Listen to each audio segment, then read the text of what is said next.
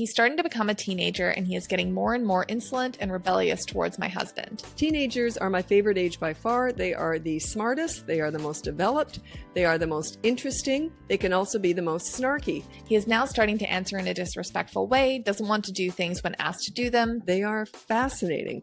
They're growing up. Don't blame them for being snotty. They can't help it, okay? They're going to have those moments, and that's okay. You probably had them too. Welcome to the Bratbusters Parenting Podcast. My name's Lisa Bunnage. I'm a parenting coach. I'm a mom. I'm also a grandmother. And I'm Amy Bunnage, Lisa's daughter, and I handle the marketing and planning here at Bratbusters. While I don't have kids, each episode will dive into parenting topics and Lisa will answer your questions. Let's get started. Okay, sweetie, what are we talking about today? I think you're going to like this topic. We'll see. It is how to prepare for the teenage years. Yes, I like this topic. Teenagers are my favorite age, so yeah, excellent. There is a big shift when they're teens, and I was just talking to a client about this because they have a teen, just turned teen, and I was saying you got to start letting stuff go. When they're younger, you don't. But as they become teenagers, you just have to. Let them have a messy room, just little things. And if they forget to do a chore, don't say anything. And then afterwards, you can have a consequence after that. But yeah, you got to start letting stuff go with teenagers. How do you know when it's something to let go and when it's something that you should come down on? That's the hard part. That's the hard part.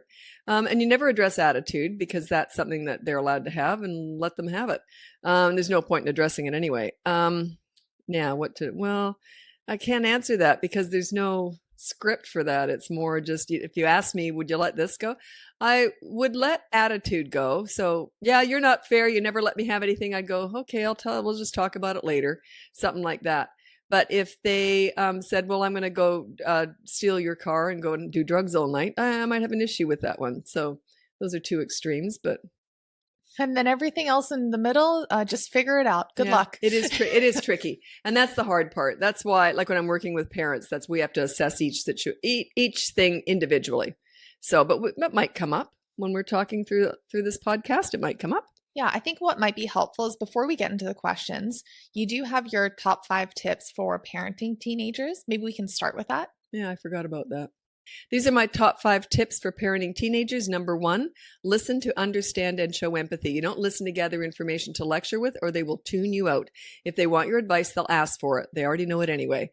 Number 2, negotiate as much as possible with a teenager. Go something like this. Hey, I want your dirty clothes in the hamper from now on. What do you want from me? You're building reciprocity, mutual respect. Number 3, don't sweat the small stuff with teenagers, which we were just discussing. Save your energy for the big stuff. Now, if they do something stupid and it's not a big deal, just say, well, that was stupid. Do you want to hear what I did when I was your age? And laugh it off, okay? Humor can go a long way. And number 4, don't leverage the good times to discuss the bad times. A lot of parents do this. They'll teach them how to connect with their teenager. They'll be out having fun with them somewhere, like going to a movie or something. And then the parent will want to discuss the last 2 years that they've put them through hell. They can't figure out why they won't talk to them after that. So yeah, when do you discuss the bad times? Never. It's never appropriate. Okay, number 5 is the last one. You can be a right fighter with teenagers or you can be happy. You can't be both. So often you're arguing with your teenager. Even if you know you're right, stop arguing. Just say, okay, well, let's just talk about it later. And then just walk away, end it. Don't say, we'll talk about it later when you calm down. That's an accelerator. It's sort of a bit about, getting back at them. But yeah, just say, we'll just talk about it later, or let's just forget it. No big deal. So yeah, you can be a right fighter or you can be happy. That can go with pretty much any relationship. Okay. Maybe we'll get into the questions and then we'll go from there. Sure. So we have Jenny from the United States. Hello. I have 2 children, ages 5 and 3. I've been an avid listener for quite some time now, and I can't thank you enough for your coaching advice. While my kids are still young, I do like to prepare for their teen years. I've heard you mention a few things on connecting with teens, but would love to hear more on how to listen without giving advice in order for them to make their own decisions. Does this communication strategy work when kids are from 3 to 12? No, they don't, because they're learning. By the time they're a teenager, that's why it's so different. Because by the time they're teenagers, they already have a lot of life experience. Like a 15-year-old has 10 more years of life experience. Percentage-wise at that age, that's huge. That's more than 100%. Oh, God, my math is horrible. What's that, 150%? Oh, geez, shut up, Lisa. I don't even want to try and figure that out.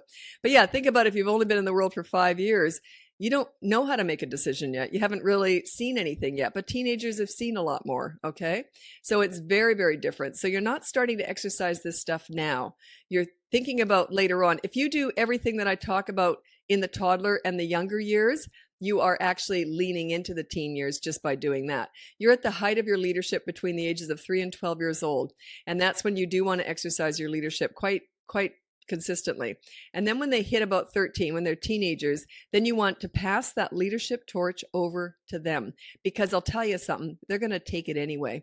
So you want to start passing it over, okay? Gradually. So you want to start letting them make more decisions. You want to start listening to them more. Like, they have some really good ideas. Remember, their brain power is really at the peak at about, I don't know how old it is. I shouldn't even guess.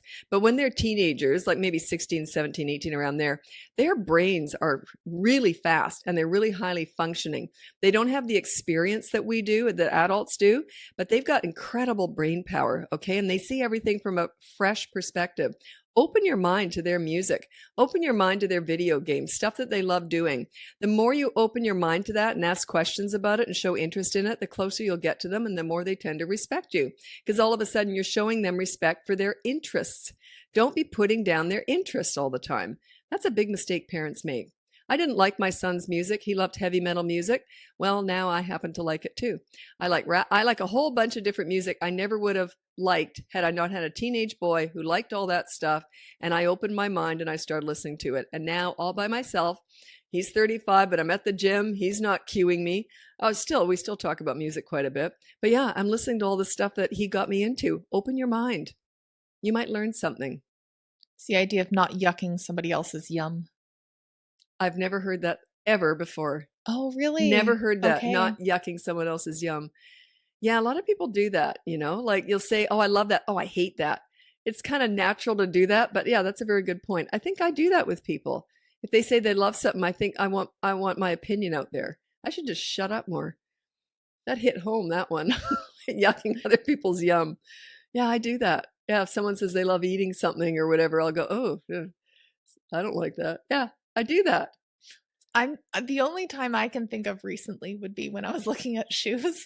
Okay. Now, in my defense, okay, go on. No, I was about to say, in your defense, actually, I'm not a very, the way that I dress tends to be not very feminine, not very girly. It's more unisex, but not really. She's still girly. It's still girly. I was looking at these shoes that were very chunky, very dad sandally-esque. They may or may not have actually just been dad sandals as I was looking in the men's section. They were like camo or something. And I said, it looks like they're made out of twigs and bark. And they were so ugly, I couldn't believe it. And her husband feels the same way. We hate her choice in shoes. But yeah, she has very unusual taste in shoes. See, I don't mind yucking that yum. Come on, I'm only human. Okay. Okay, let's get going. Get to the next question. So Kenzie from the United States. Sorry. Let's just wrap that up with, was it Jenny, the first one? I just want to make sure I wrap that up. So yeah, you are preparing for the teen years by following through with my advice now. You are, because you're showing them respect. Even though they're 3 and 5, you're still showing them respect. That will ease you into the teen years a lot better than if you're not.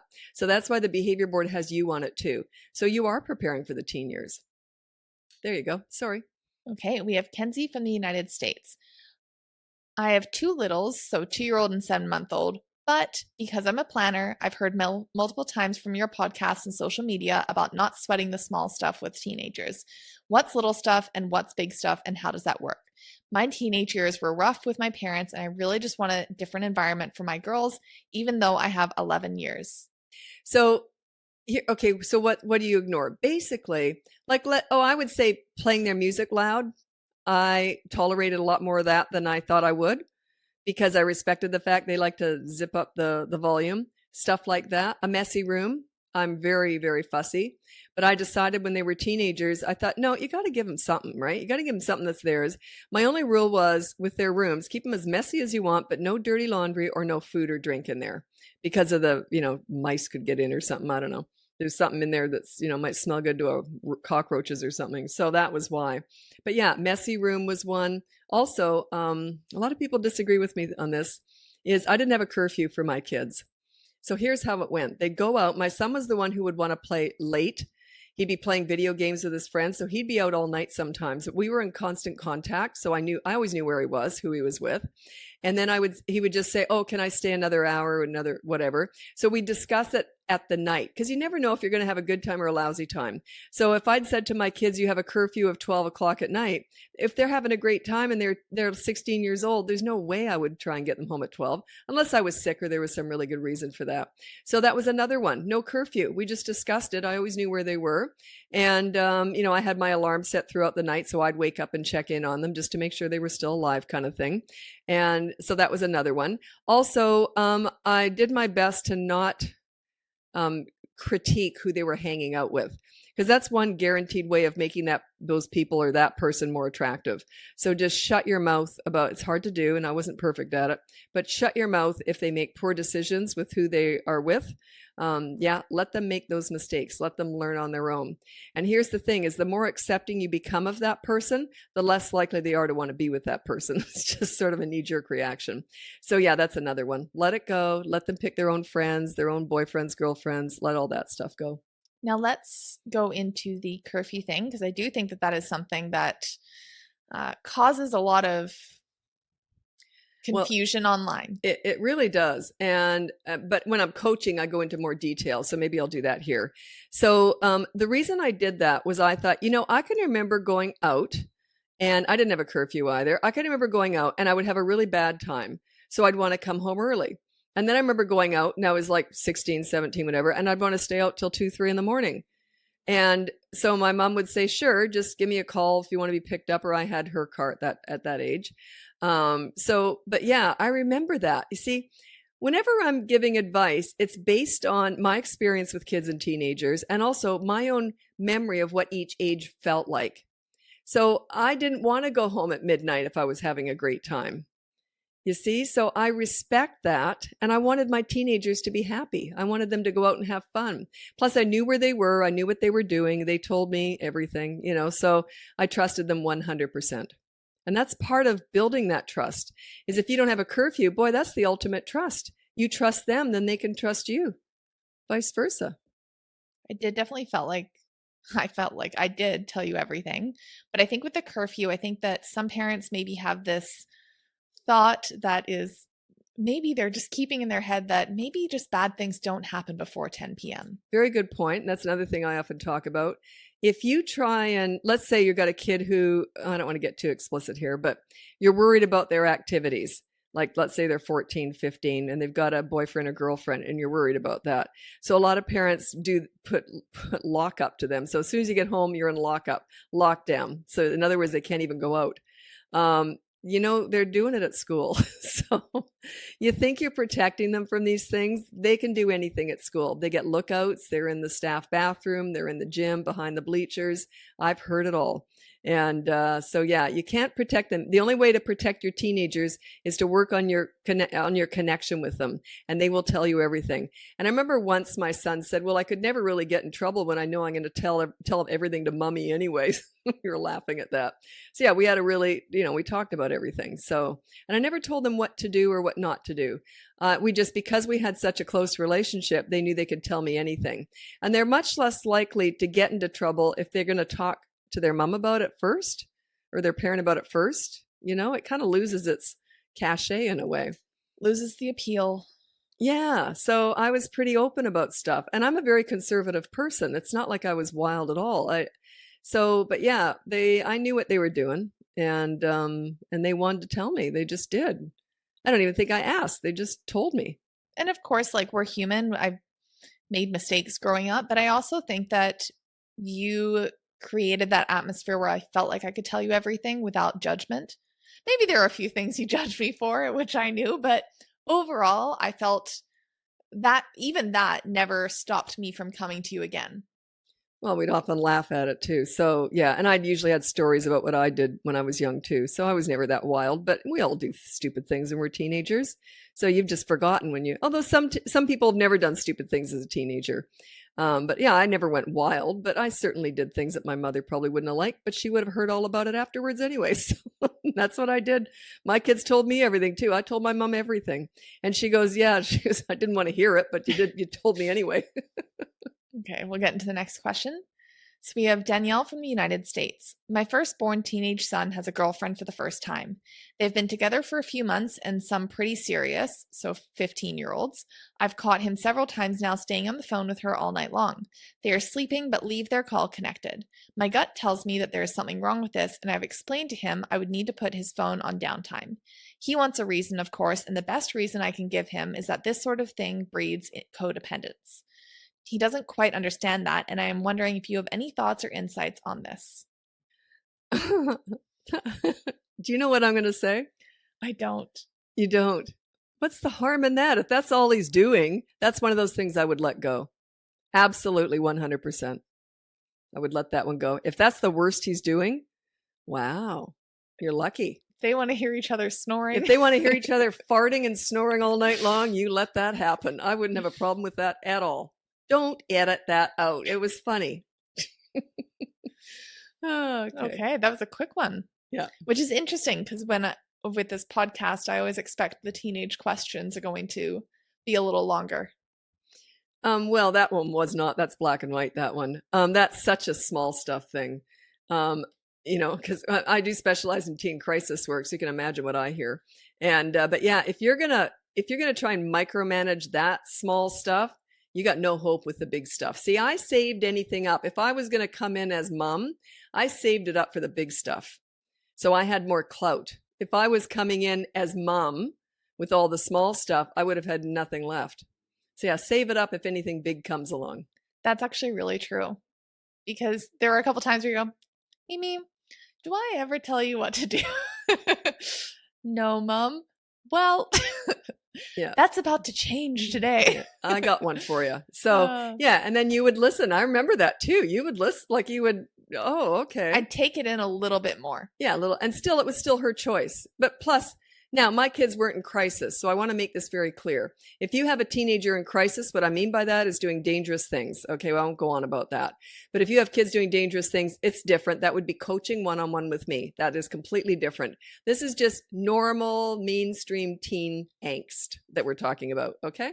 There we go. Okay, the next one is Louise from France. My stepson is 10 years old. He's starting to become a teenager, and he is getting more and more insolent and rebellious towards my husband. His mother is the pleaser parent style, and my husband goes from authoritarian to pleaser, but isn't a leader.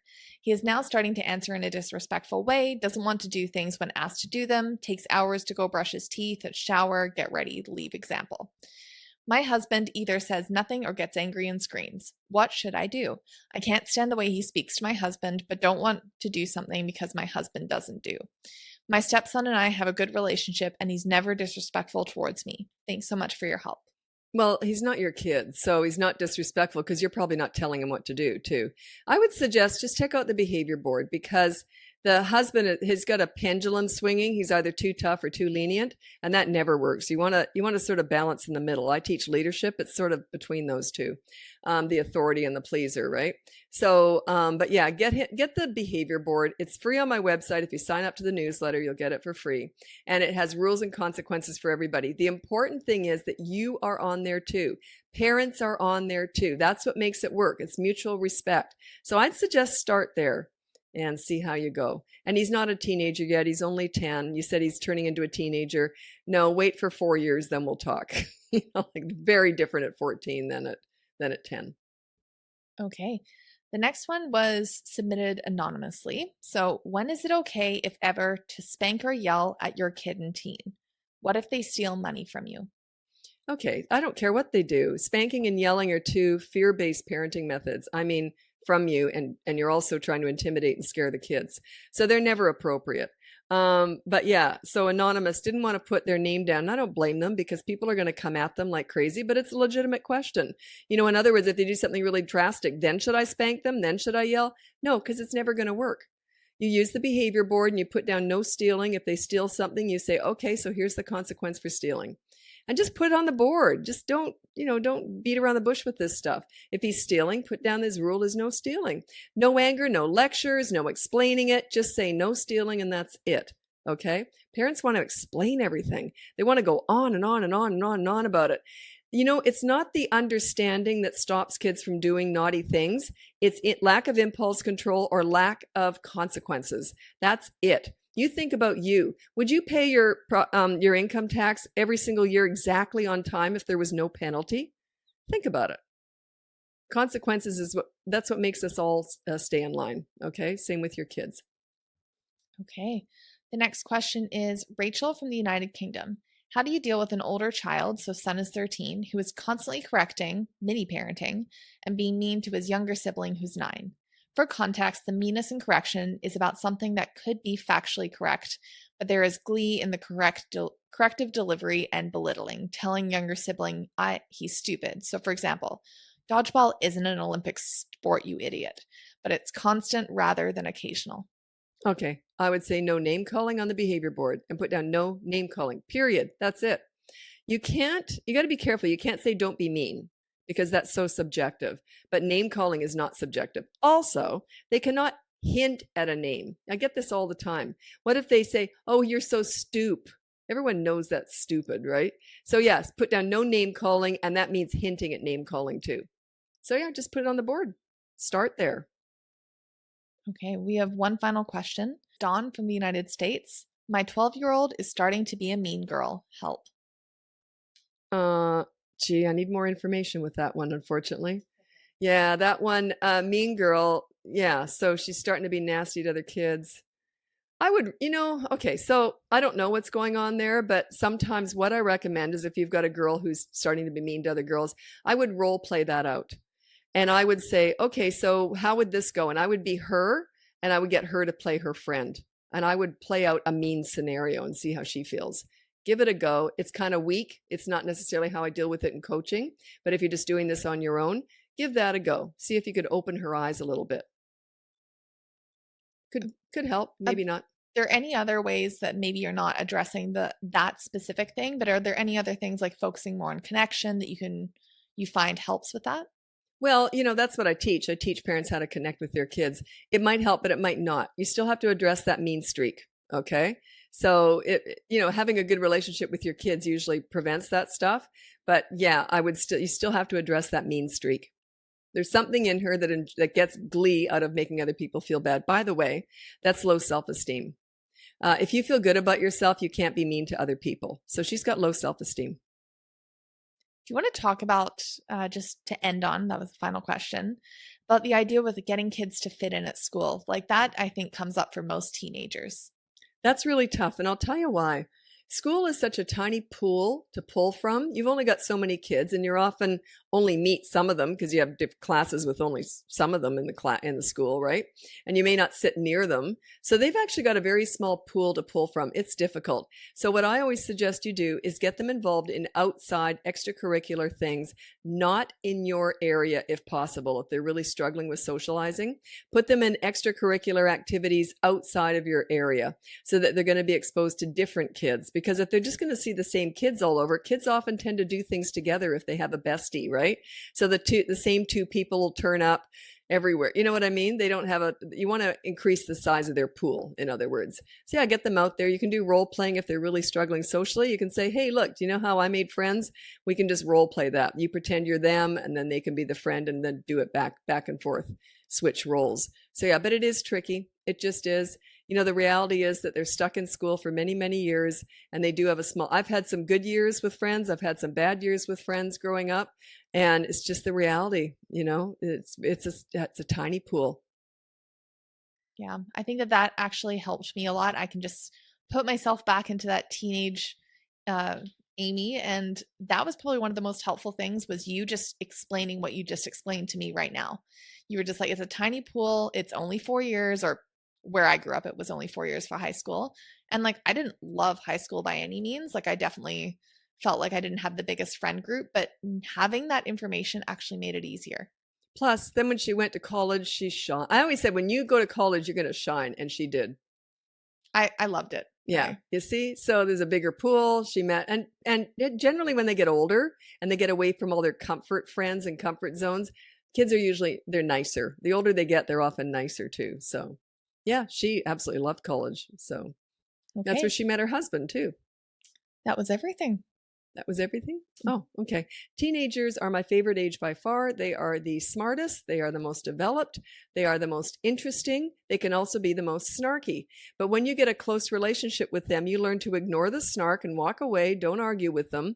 And then you go in for the kill when everything's great. I used to go in for the kill and I go, let's play music. Let's do that. I sort of read their moods too. Okay. So yeah, I really connected when the timing was right. Not my timing, their timing. Okay. Think about that. They are more moody. That's for sure. They got hormones raging. It's not their fault. They're just growing up and they're learning how to deal with all these crazy hormones, responsibilities at school, et cetera, et cetera. So anyway, that I do love teenagers. I've always said that they're my absolute favorite age because also in my business, it can be the most challenging when I'm working with them too, which I like. But yeah, they are fascinating. They're growing up. Don't blame them for being snotty. They can't help it. Okay. They're going to have those moments, and that's okay. You probably had them too. Okay, want to wrap it up? We all done? We're all done. Okay, thanks so much for joining us. We'll be back again soon talking about more parenting stuff. Happy parenting. Thanks for tuning in. If you're ready to dive deeper, check out bratbusters.com to learn more about the behavior board, parenting courses, and private one-on-one coaching with Lisa. If you've enjoyed the show so far, we'd love it if you could take a moment to follow, rate, and review us on your favorite podcast platform. Your feedback helps us reach more parents just like you. The information provided in this podcast is for general informational purposes only and is not intended as a substitute for professional advice. Lisa is a parenting coach, mom, and grandmother. She is not a licensed psychologist or counselor. Her services do not replace the care of psychologists or other healthcare professionals. For a full disclaimer, please visit bratbusters.com/disclaimer.